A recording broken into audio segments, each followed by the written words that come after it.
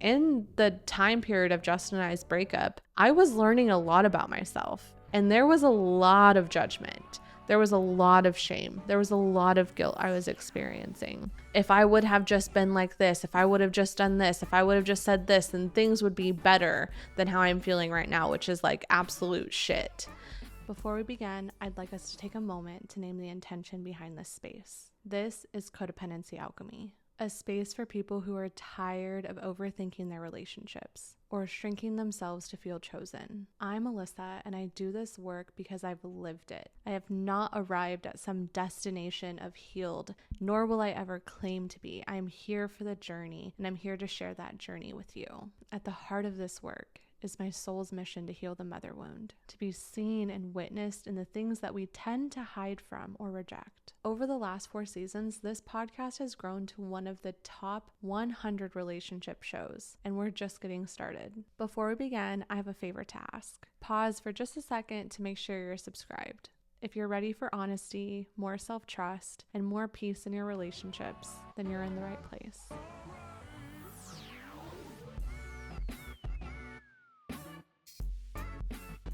Okay, babes, if you have had a hard time letting go of a past relationship, I'm going to give you the one question that can help you understand what attachment you have to this person and give you the tools to help you begin to let go so that you can actually come into a more sovereign, healthy relationship with whoever is next, even if it is potentially that person. There are a lot of people in our community that are going through breakups. I get it. So much of my story I share about my breakup with Justin, and I think that our relationship does hold this hope for so many people around a reconciliation because we have had a breakup and we got back together and are now engaged, and our relationship is one of the most beautiful things I've ever experienced in my life. And I do love to be that beacon of hope for people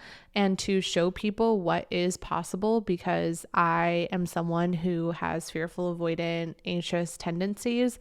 So when my nervous system is dysregulated, oftentimes if I can't fix it or if he asks for space, what I tend to do is I run, which is what happened in my relationship with Justin.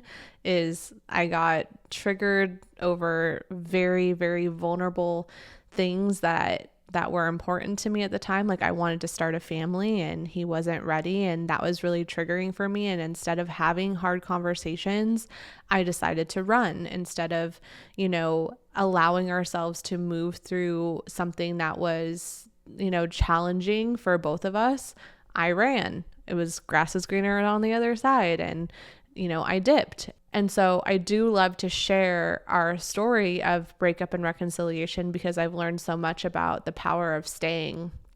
But there is this tricky piece around this type of situation of breakups and getting back together that I see time and time again. And that is the one where there is a person who is holding on to hope of reconciliation with their ex with a, death grip. They want to do whatever they can. They want to know every single thing that I did, that Justin did, so that they can get this person back. And I cannot be clear enough that the same tendency to want to control an external outcome is typically the thing that ruins the relationship from the inside out in the first place, because it all stems from this incessant need to control. And our need to control comes from our lack of inner safety. When we don't feel safe, we try to control our external environments. I believe how we heal codependency is by learning how to build that internal safety so that we know how to move and respond to any external outcome or environment. My hope is that in this podcast episode, I can give you a question that illuminates your attachment to a person that you're wanting to reconcile with, or gives you information and insight as to why you're having a hard time letting go, but then also giving you a tangible practice for how you can hold yourself with that new insight, with that new perspective and understanding of your attachments. Because understanding it is one piece of the puzzle, and I'm a very logical, heady person, so I love that part, the part that needs to know and understand. But a more important part is learning what to do with that information and building that internal safety within ourselves so that we can respond and relate to the world in a way that can actually let the love that we are desiring in. So first, let's go ahead and dive into the question.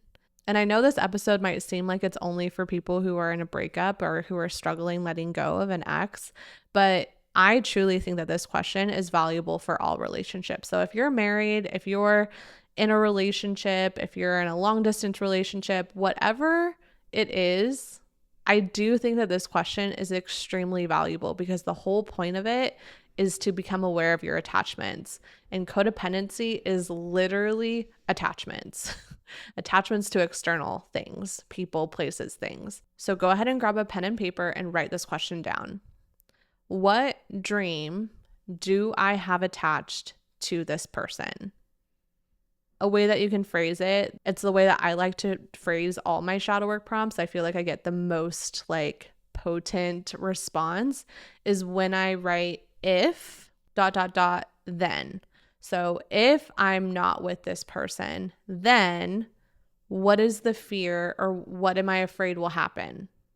When we have a hard time letting go of a person, it's usually because we have attached a dream to that person. If we want to give space for a relationship and love and this person to even come back in, we're going to have to cut ties with the expectations and the dreams that we've attached to them. Now, you probably did what most people do in relationships, and you talked about the future with this person. You talked about family, probably kids, how many, what are their names? You talked about where you want to live. You talked about places that you wanted to travel. And so what we've done in our mind, unconsciously, subconsciously, is we have placed all of those happy, exciting dreams that we're yearning for with this person's face attached to it. So if this person isn't in the picture, unconsciously, subconsciously, we're telling ourselves that that dream doesn't get to happen anymore. If it doesn't happen with this person, then we don't get to have it at all. And so we cling to it and we want to fix it and we want to know exactly, precisely how we can make it work. And it's usually because of the dream that we have attached to this person. So what I want us to explore here with this question is getting clear on what those attachments are by saying, what dream have I attached to this person? If I'm not with this person, then it means I don't get to make the list however long it is, and just notice it for a moment. Notice how you feel when you see the list of all the things that you have attached to this person and it not coming true if you're not with them. And I want you to ask yourself this question next. How do I feel when I believe that none of this exists without this person? Do you feel defeated? Do you feel not good enough? Do you feel unworthy? Do you feel unlovable? Do you feel empty? Do you feel like, what's the point of existing then? I say that, I know it's morbid, I know it's uncomfy, but that's kind of the root of a lot of our attachments is like, well, if I don't have this, then what's the point? And then I want you to ask yourself this question. How would I feel if I didn't believe that thought? How would I feel if I didn't believe that I couldn't have any of this without this person? Would you feel light? Would you feel free? Would you feel liberated? Would you feel like you can take a fucking breath again? The point of this exercise is, one, to see all the attachments, yes, but to also see the difference of how you feel when you believe the thought that that only exists with that person and how you would feel without that thought. Showing you that it is our thoughts and how we are relating to them that creates our reality. Are we suffering because we believe that we lose this dream if we're not with them? Or do we feel liberated and free when we believe the thought that this exists despite this person? The unfortunate thing is that, a lot of us grew up with Disney, so we believe in this fairy tale ending. We believe that love exists and it is supposed to last forever. And so we have internalized this story that if it doesn't, we have somehow failed. And so we cling on to it because we're trying to remedy this belief that we have about ourselves. We're trying to prove that we didn't fail, that we are good. By staying with this person, still, this person is attached to me being a good person, me not failing, me succeeding, me being good enough. And that's codependency, when we place our worth or good feelings about ourselves on someone or something outside of us. And they can never reconcile that for us. It's too big of a burden to bear for any one person anyways. And so the key here is to learn how to build that internal safety for yourself. So now that we've done the shadow work, we've explored the attachments to this person, why we're struggling to let go, why we're so desperate to make it work. We probably justify it by saying because we love them, they were our end all. They were the only person that you wanted to be there, the only person who gets you. We do all this justifying in our mind. But there is something that I heard from Matt Kahn. If you've never listened to Matt Kahn before, I found him when I was in the midst of my situationship, and it was literally a godsend. But he has this YouTube video on judgment, and it changed my whole freaking life. And I'm so grateful for that video at that potent time in my life, where he talks about these non-judgmental affirmations, and I still use them to this day. One being, you cannot miss what is meant for you. You cannot miss what is meant for you. If it were meant to happen any other way, then it would have. If it were meant to happen any other way, then it would have.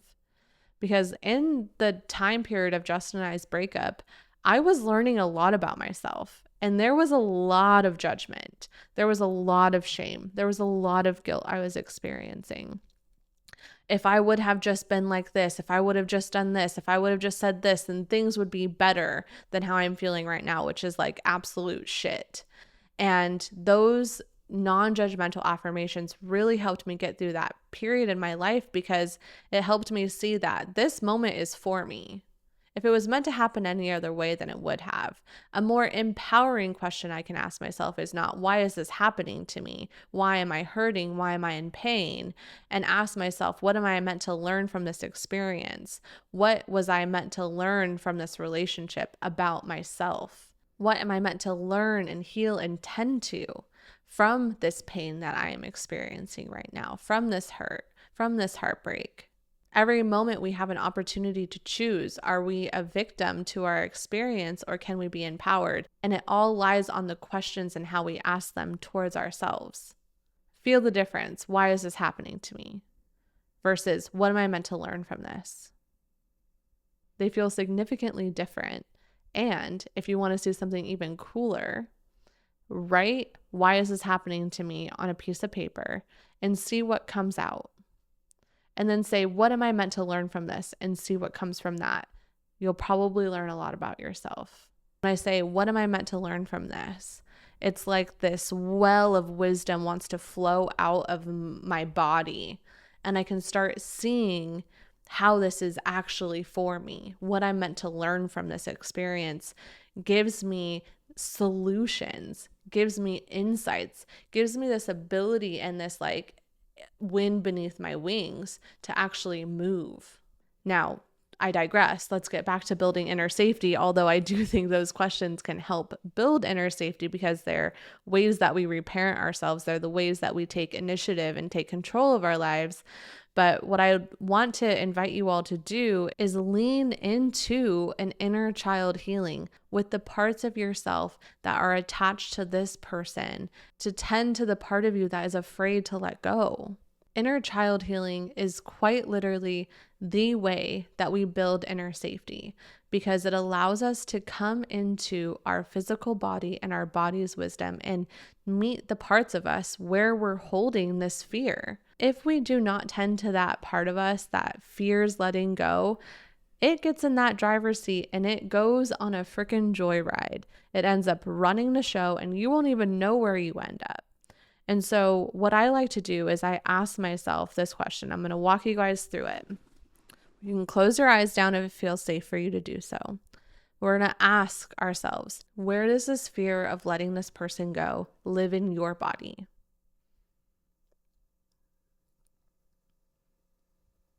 What does it look and feel like?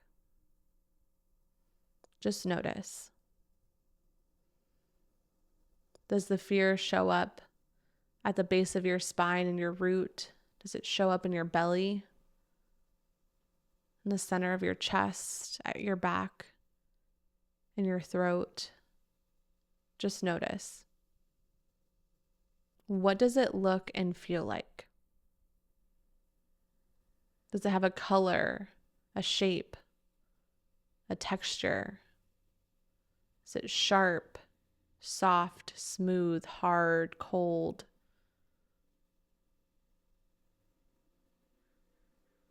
And just take a moment to be and breathe with it. Taking a deep breath in and exhaling out.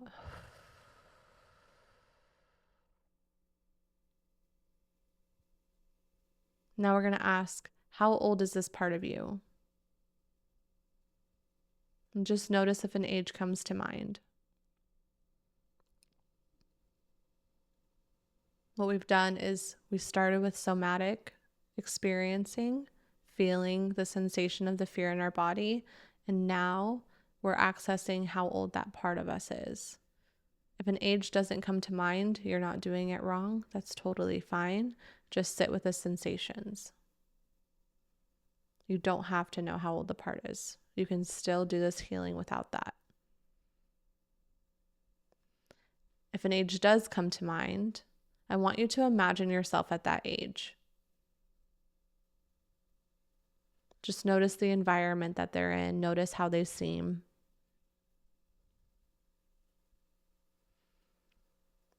And then I want you to approach them, getting down to their eye level.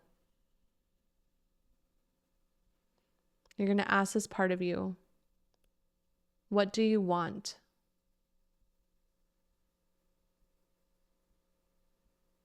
Notice how they respond. Maybe you even repeat back to them what you hear them say. I hear you want.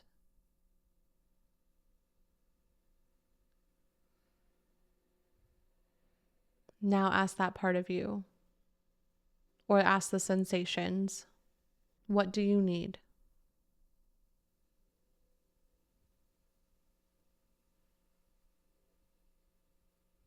How do they respond?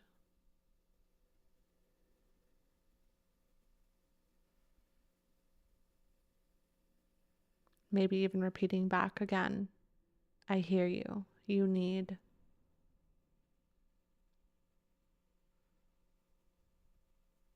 And lastly, how will you feel when you get that need met?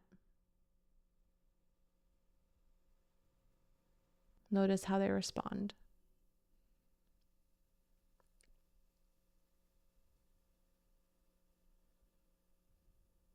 What you did is a brief, condensed version of the inner child work that we do inside of Codependency Alchemy, inside the membership over on Substack. I want you to thank this part of you that came forward for showing you, for letting you witness them. You're going to ask them one final question that will bring this part and integrate it into your body, into your life, into the way you show up and relate to the world. You're going to ask this part, what is one thing that I can do today that will support you in feeling that way they shared that they will feel when that need is met? So if they said, when that need is met, I'll feel peaceful. What is something you can do today that helps you bring a sense of peacefulness into your life to integrate this part?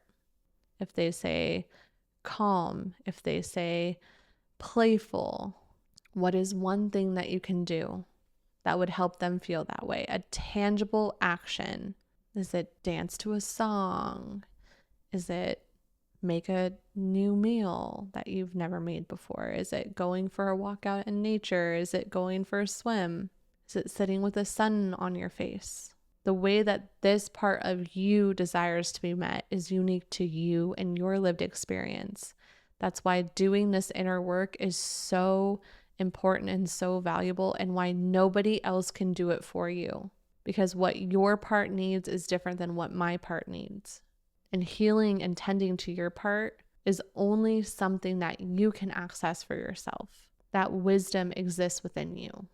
Now, if you feel like you couldn't quite get there in this, short podcast episode, I know, like I said, it was a brief version, a condensed version of the inner child practice that we do in the membership.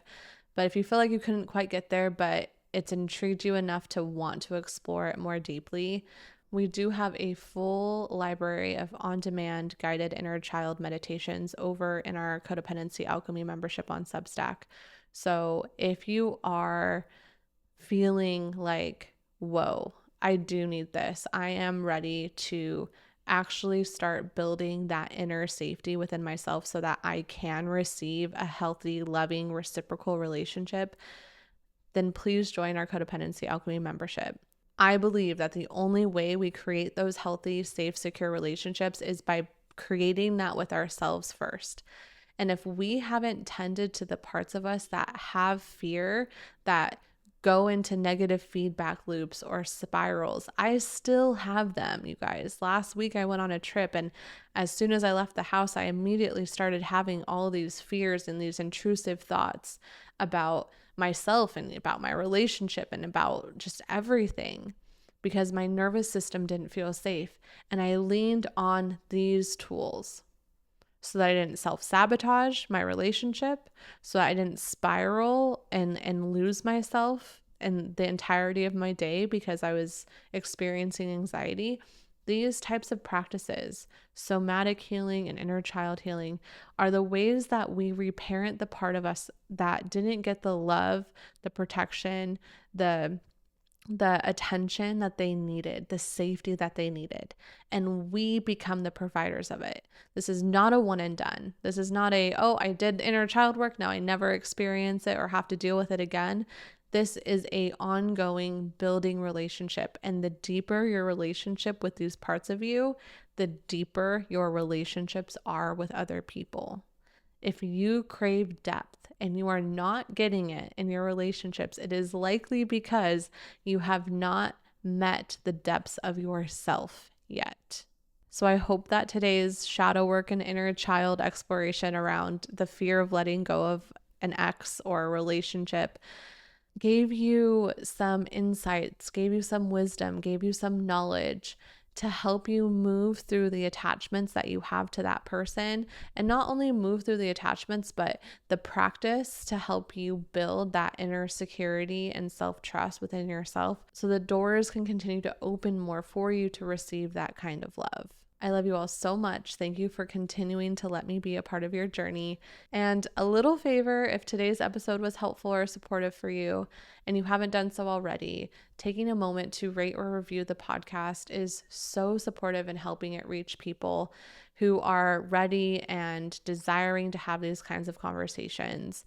It helps more than I can even put into words. I know it sounds simple and silly, but just going on to Spotify and tapping the star or the Apple Podcast, wherever you listen, or even on Substack, just hearting this post, it helps send out this episode to more people who are searching for these types of episodes. So thank you so much for taking a moment out of your day to spend it with me. Thank you so much for sharing your honest feedback and reflections. If you feel called to, and I would be so honored to witness you in it, go and scroll to the bottom of the Spotify where you can leave comments, or on the Substack post and share what dreams did you attach to this person. And you can share the whole list if you feel called, or you can share maybe one or two that stood out the most to you. Just taking that moment to at least witness yourself. You don't have to hit post if you don't want to, but I hope you at least took these questions to your journal so that you could witness yourself in it, because that is how we heal the mother wound, is by witnessing ourselves, seeing ourselves, and not doing it in isolation. Thank you for letting me be a part of your healing codependency and the mother wound journey. As always, it's an honor. I love you all so much, and I'll see you next week. Bye.